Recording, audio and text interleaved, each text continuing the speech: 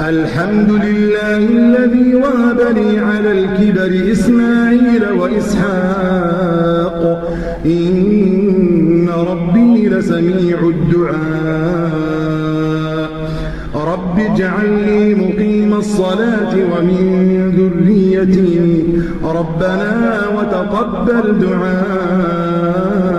ربنا اغفر لي ولوالدي وللمؤمنين يوم يقوم الحساب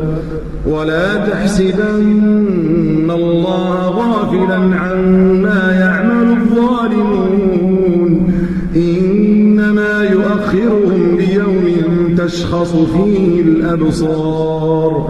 مهطعين مقنعي رؤوسهم لا يرتد إليهم طرفهم وأفئدتهم هواء وأنذر الناس يوم يأتيهم العذاب فيقول الذين ظلموا ربنا أخرنا إلى أجل قريب نجب دعوتك ونتبع الرسل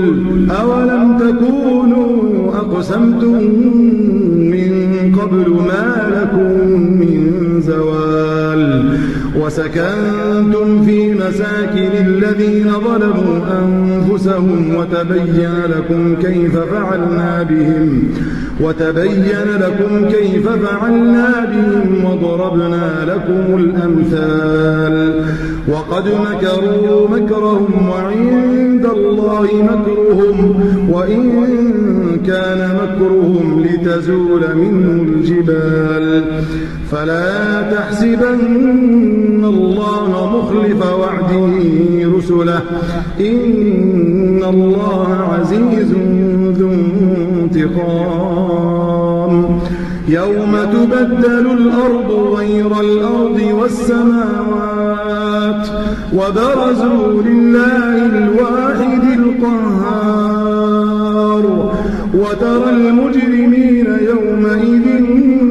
مقرنين في الأصفاد سرابيلهم من قطران وتغشى وجوههم النار ليجزي الله كل نفس ما كسبت إن الله سريع الحساب هذا بلاغ للناس ولينذروا به وليعلموا أنما هو إله واحد